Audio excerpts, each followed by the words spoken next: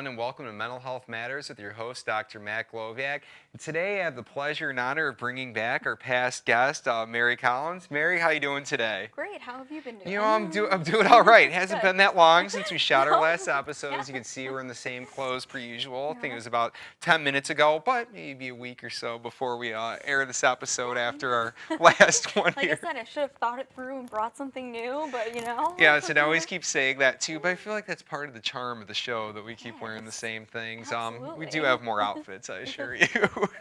Well, thank you so much for being back here, and I really appreciate the personal story that you shared here this last course. time, in terms of being an individual with chronic illness and some of the challenges that you've had to face going through school, graduate school in particular, and some of the considerations for other people it can have, and hopefully some of the information we shared is something that hits home for some of the viewers. I hope so, and that's why I do, I'm open with sharing my story because I always hope that there's someone out there who can relate to it, and then I hope that they can get some help, and like I was able to. So it's important for me to keep talking about it. Absolutely, and I truly appreciate you having done that. And that was definitely something like we talked about in the last one. As the instructor, I never asked you any of those questions Yeah. because again, there's FERPA confidentiality. So I hope everyone does, feel more comfortable reaching out, Absolutely. requesting appropriate accommodations because that stuff is confidential. It is, and it's complicated since we know it's confidential. Like,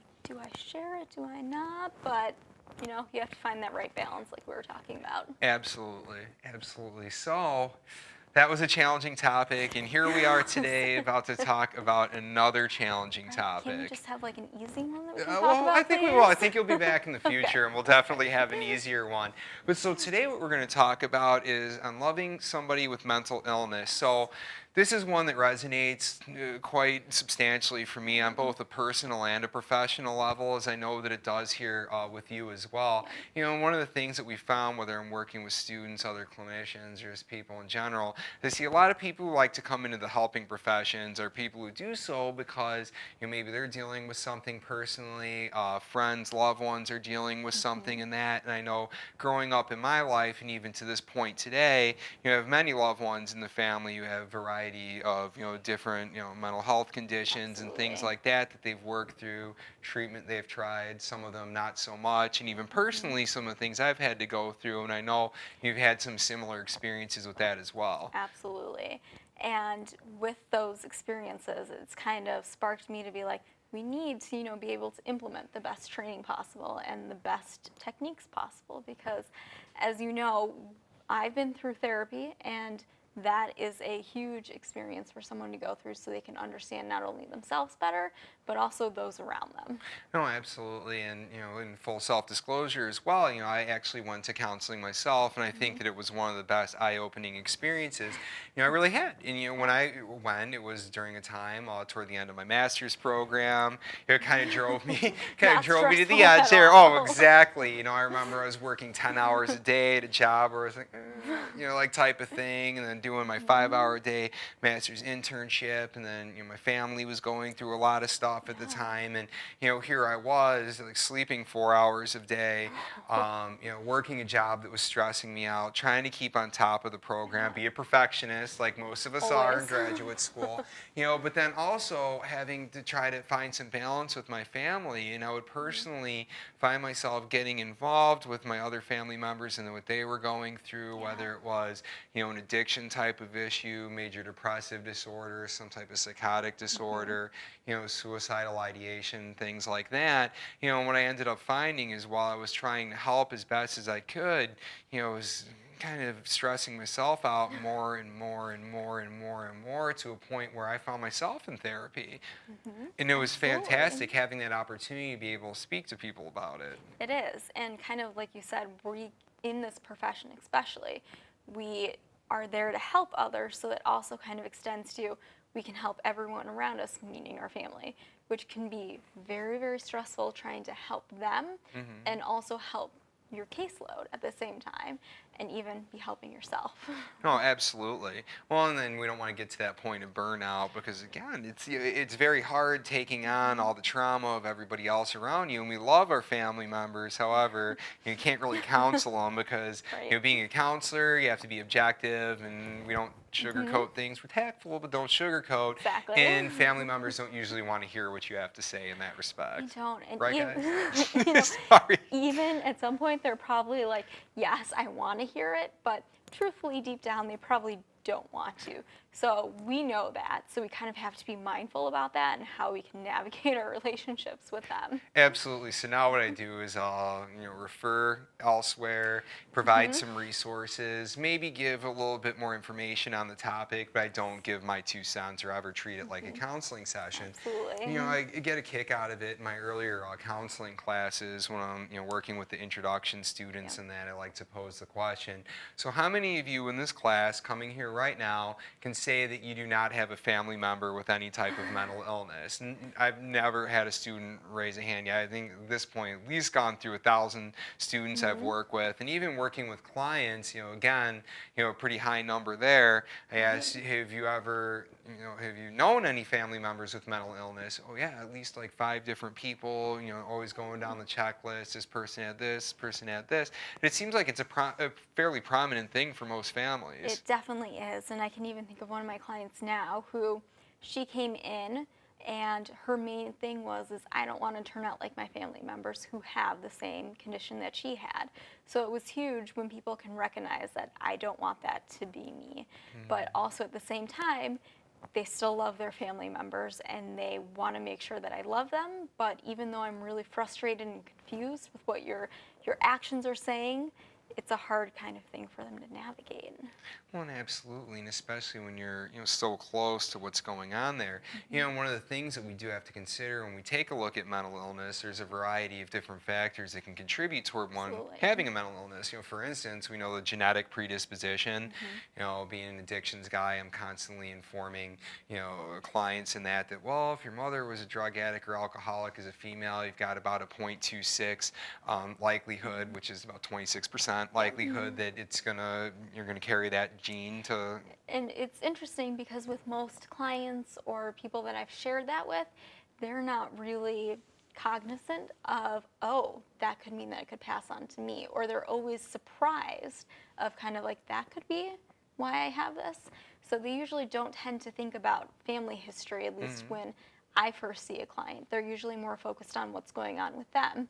And then usually after a little bit and they get talking, they go, oh, I guess I'm seeing this in my life everywhere Yes. else. Well, absolutely, because so you see that likelihood, and any of the type of mental health disorders, or equate to any type of chemical imbalance in that. So we're talking about your major depressive disorder, your bipolar, schizophrenia, the psychotic disorders, and the like, addiction. Like these types of things run through the family line, and oftentimes, when I work with somebody who gets to the point of having a severe rating on a substance use disorder, as a alcohol use disorder severe, I go down the family line. Well, his father was an alcoholic, his grandfather was an alcoholic, his great grandfather was an alcoholic, his uncle was an alcoholic. It just goes down the line. Same thing we could Absolutely. see with females. When we take a look at a bipolar disorder, almost always when I'm working with these clients, I see the mother had it, the grandmother had it. Yep. Maybe it skips a generation, but we can see this.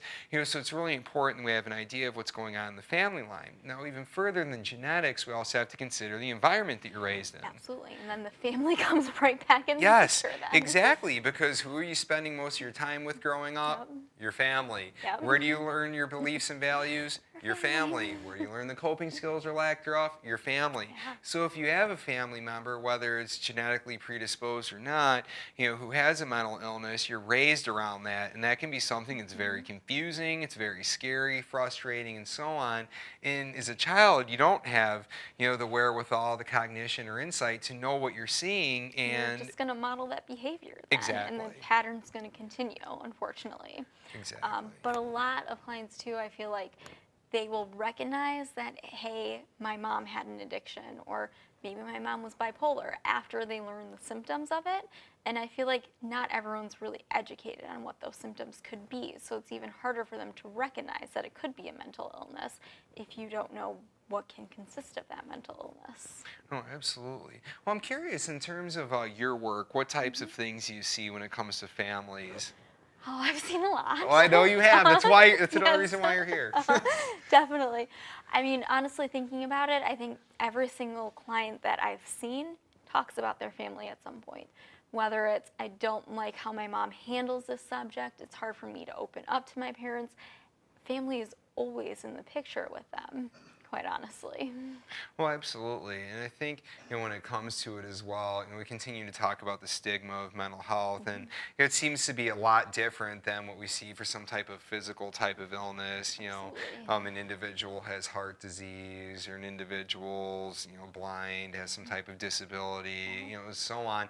We could take a look at that and say, oh, okay, I recognize what's going on there. When it comes to mental If they illness, can't physically see it, they no. probably won't fully understand it unless they're educated on it. Exactly. So, how important is that educational component? Huge. I mean, and with any client that walks through my door, it's always okay, educate them first, kind of tell them, what the symptoms of anxiety are, what a panic attack is like. And then you kind of see that light bulb go off and go, oh, so there's a name to what I've been Hmm. feeling. And kind of giving them that name is truly empowering for them. So I'd love to be able to educate the greater amount of people, but it's really, really difficult to get that message out there. Well, absolutely. And, that whole part on the educational component and being able to figure out, what the diagnosis is. The other significant piece of this as well is that when we have a diagnosis, we recognize, wow, okay, I'm not crazy. I'm Exactly. not this bad, terrible person who does these bad things all the time. Like, I actually have a diagnosable condition. Yes. Other people are struggling with this as well. And once we see that, we can actually do something about it and work within the individual types of symptoms. And I'm very Adlerian, if you will. And I used to talk about this all the time in class, but I love the whole concept that it's not so much about the diagnosis itself and the name. However, it's the symptoms and one's experience with the symptoms that really matters. And I think that's a key point there because sometimes, as clinicians, if we try to give a diagnosis, people are going to get very hung up on that.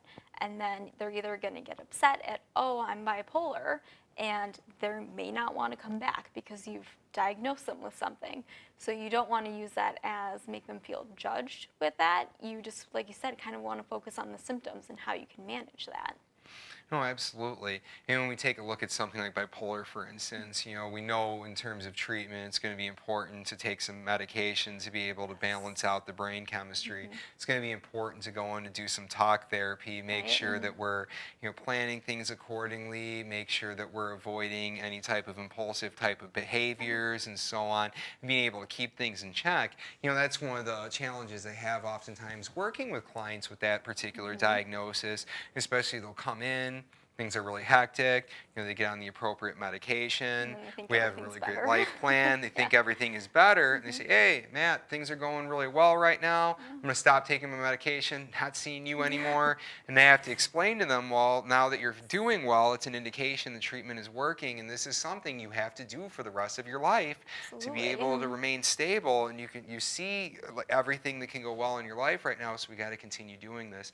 And every single time I've had a client who didn't listen to that, stopped taking the medication, stopped seeing me, like clockwork, within 2-3 months, client was right back, okay, you were right, and we're able to get back on the right track.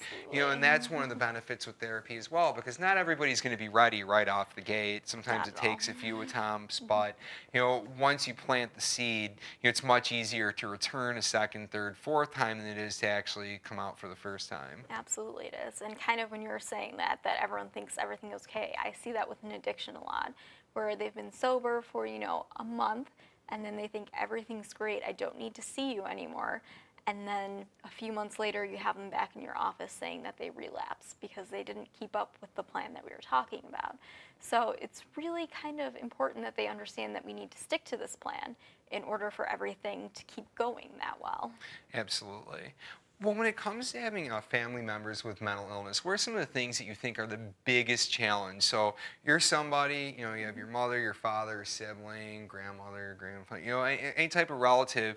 You're trying to, have a healthy relationship with this individual. The individual struggling, see if there's a mental illness there. Maybe we don't even know there's a mental illness, but we know something's off. What are some of the biggest challenges that you see? Well, kind of like I started with before, educating the client so they understand that this is not just my mom being mad at me or my mom just doesn't want to hang out with me because, say, she's isolating herself from being so depressed.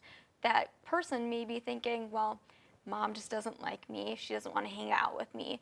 But really, we have to educate them so that they know that's not the reason why she'll go and isolate herself or why she's crying all the time. And once they kind of understand that, I feel like the light bulb will go off again and they'll be like, maybe I need to adjust the way I'm thinking about this and how I can deal with this. Well, and that's an important lesson for life in general. I tell clients all the time, there's nothing you can do to force somebody to change. All you can do Yeah. is change your interpretation of it and the way that you respond to it. And I know that that's a big challenge. I see it all the time, and it happens in my family as well. You have individuals with mental illness, and it's distressing. You feel bad seeing this individual struggle and suffer and have to miss out on a Right. lot of things in life.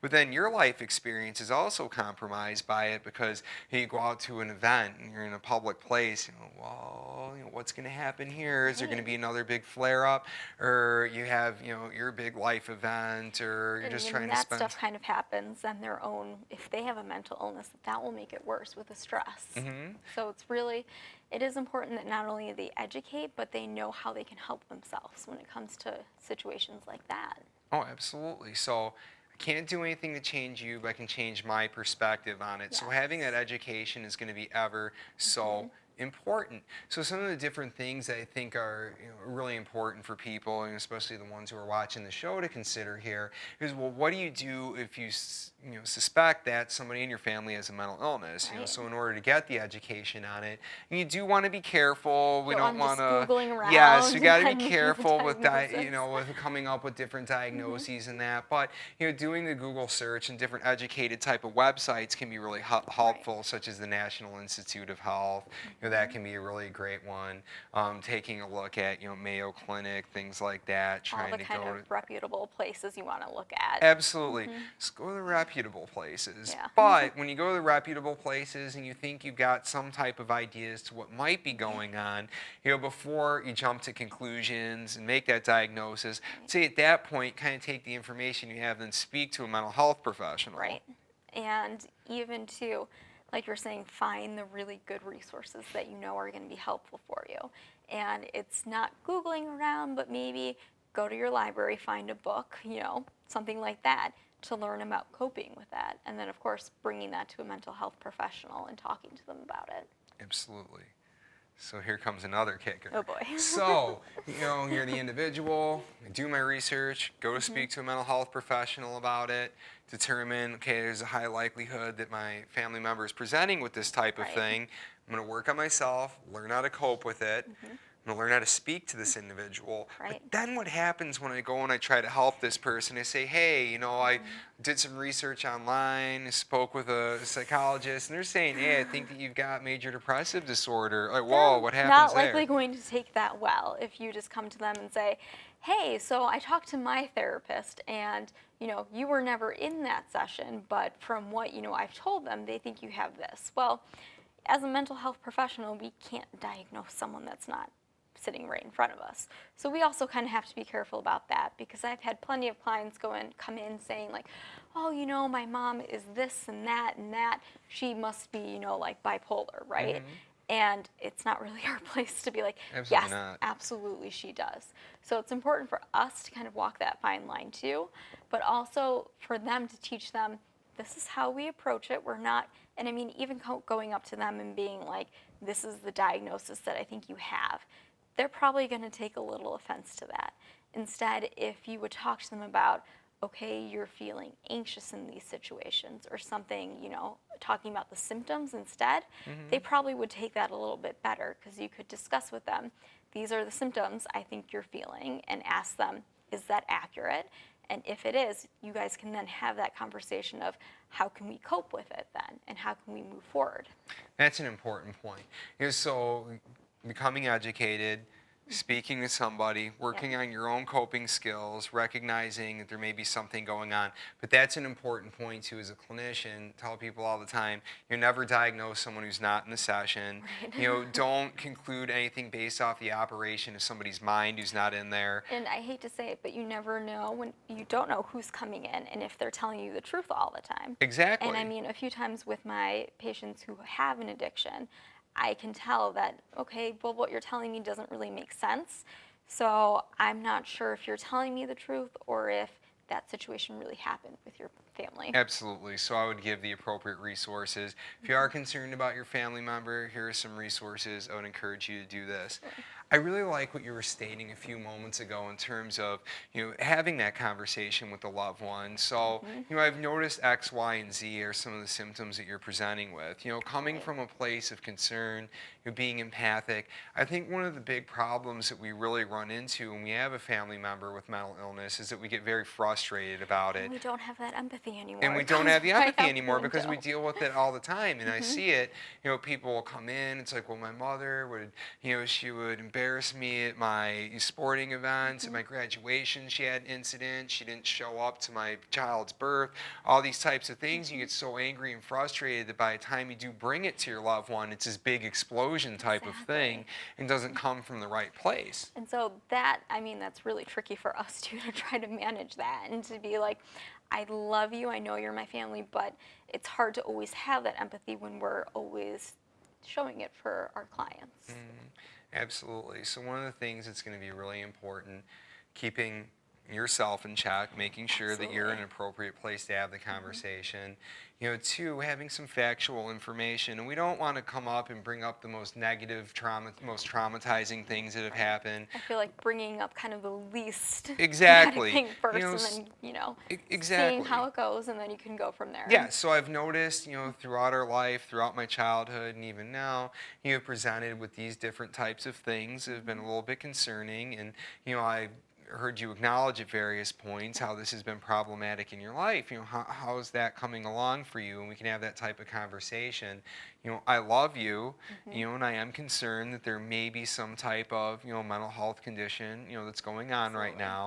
now. And I encourage you, to maybe, check it out. And this is something that we could do, here together, find the appropriate resources and so on. And I think what you said there is that doing it together is a huge thing too, because even if you just go to them with those concerns, they may take that and go, okay, okay, thanks for telling me, but they may not actually take that step to get the help. Absolutely. And I've seen that a lot with my clients when they have a family member who also displays some of the symptoms. So it's hard that you want to be able to just tell them, go do this, but they may not always do it. So having that support for them is important. Absolutely. So if necessary, being there, when the individual makes the phone call, sends the initial email to set up the appointment, maybe even go to the initial appointment with the person, Absolutely. or at least wait in the waiting room, be there, be supportive like that. While this individual, assuming the person accepts some type of treatment, you're getting your treatment as well, and then we could sit here and work together, take notes, and maybe eventually even start doing family sessions in that. Right. And also, I think it's important that we mention that when you're having this conversation, to try not to come off judgmental of it, because I think that happens a lot. Even if they aren't consciously doing it, it may come off in a judgmental way of kind of presenting it and being like, well, you have this, this, and this, and you need to fix it. So we need to make sure that we're approaching that conversation in a non-judgmental way. No, ever so important. So we don't want to be accusatory. We don't want to Right. be judgmental. Come from that place of empathy. Come from that place of concern, and just be able to state, I am concerned. I love you very much.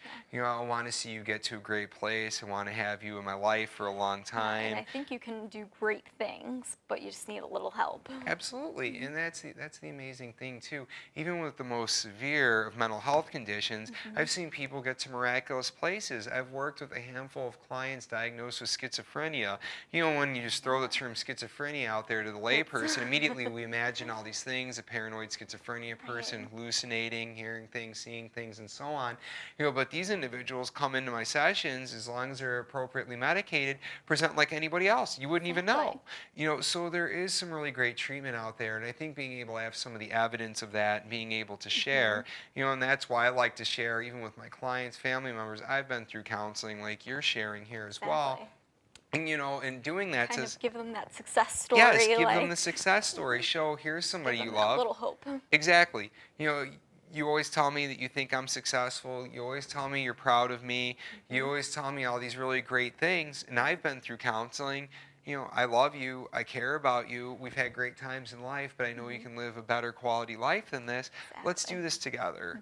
Hmm. So important. Another thing I think is important here to talk about too, and I know we're getting close to our time here, is that of the family dynamic. So when I Hmm. talk about family, it's not a 1 + 1 = 2. It's a 1 + 1 = 3. I Yep. have to consider you, I have to consider me, and then I have to consider the dynamic that plays between the two of us, which will be a Absolutely. completely different entity in and of Mm. itself, and that becomes further compounded with the more individuals in the family. Right. So if you have a large family, you're talking about a huge amount of not only people that you have to consider, but also their feelings and how that's going to change the family if you have that conversation. Exactly. So we say this term a lot, in addictions and that. It's like, well, if one person in the family has an addictive disorder, the entire family is sick and they respond to it in Hmm. different ways. But we can take a look at mental health disorders in general being the same type of thing. Because if one person is impacted and then that interacts with other members of the family. Then you know that they're being impacted too, but they just might not be speaking up about it. Oh, absolutely. So that's the other part of this that we really do have to consider is that, it's not something that impacts just you. It impacts other members of the Hmm. family system. And that's where Absolutely. we see so many young children or even moving into adulthood, going on through life and feeling as though, like you said earlier, maybe there was something wrong with me. My mother never loved me. She didn't Hmm. show up to my events, or, I'm afraid to go out because every single time we do, there's some type of scene that's created here. Right. And then that fear carries on with them. So then when they say try to go to college for the first time, that's going to be really hard on them because, I mean, if they go out, they're expecting it not to be a good experience, which can lead right back to a lot of different things like depression, anxiety. And so that's why it's important that they can recognize this and kind of get that help. Oh, and another factor too that I've seen here as well is we talk about the genetic predisposition piece, and Hmm. we think about different heritable disorders that can be passed on from one generation to the next. Well, I have clients come in all the time, especially in their 20s, early 30s, Hmm. perhaps, thinking about having children, and they take an inventory of their family. Like, well, my mom's mentally ill. My father left the family when I was 2. I have no idea what's going on with Hmm. him. My uncle's an alcoholic. My grandmother has this. Why would I bring a child into this world? Right. And then that kind of, I guess, in a way stops the family line because they don't want those things happening to their children.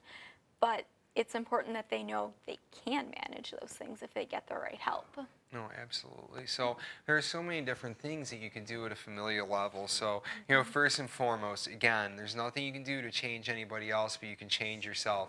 Right. Get the help that you need personally to Hmm. be able to cope, to be able to work through this, and also learn some of the interpersonal skills to be able to communicate with that family member. Absolutely. Second, come from an empathic, caring, loving, Hmm. informed place, knowing how to Yes. speak to the family member. And what's the worst that's going to happen? Okay, the family member becomes, very resistant to it, might yell at you, might get Hmm. upset. But again, you did your part. You lived up to your responsibility by saying something. Again, continually work on yourself. Yep. The hope is the family member will go and get some assistance. Absolutely. But you have to remember we can't force them to do that. We can't. We can't. And it's important though too to commend the family member who Hmm. does go to get some type of Absolutely. counseling and that. I'm really proud of you. I really support you. I think Make this is sure we give great. them that reinforcement. Yes, exactly. Positive reinforcement and be as involved as the individual Hmm. allows you to. And then Absolutely. at the same time, being able to try to do maybe some type of family sessions Yes, that is huge to do. goes a really long And way. a lot can come out in it and a lot of good. Absolutely. Well, I know we're about at that time here right now. Again, Mary, thank you so much for coming here and being a guest on the Thank you for show. having me. Yes, thank you. And I know we talked about some very heavy topics, but Definitely. yes, the reality of the situation is that most, if not all of us, do have loved ones who are facing mental illness. And that can be a very challenging situation. consideration and something that can significantly impact your lifestyle as well. So this conversation we had was by no means all inclusive. There's so many different Right. considerations here, but the first step is always to be able to make informed decision by finding the appropriate resources, whether that's going and getting your own help, looking things up, speaking to a professional, and so on. So with that, thank you once again for viewing this show. I appreciate having you. Tune in here. Please feel free to like and share, comment as well on our Facebook page with Mental Health Matters with Dr. Matt Gloviak. Or also feel free to send me an email to drm.gloviak@gmail.com. We've also shared with you Mary's information, Yes. and we look forward to hearing from you. Have a good one.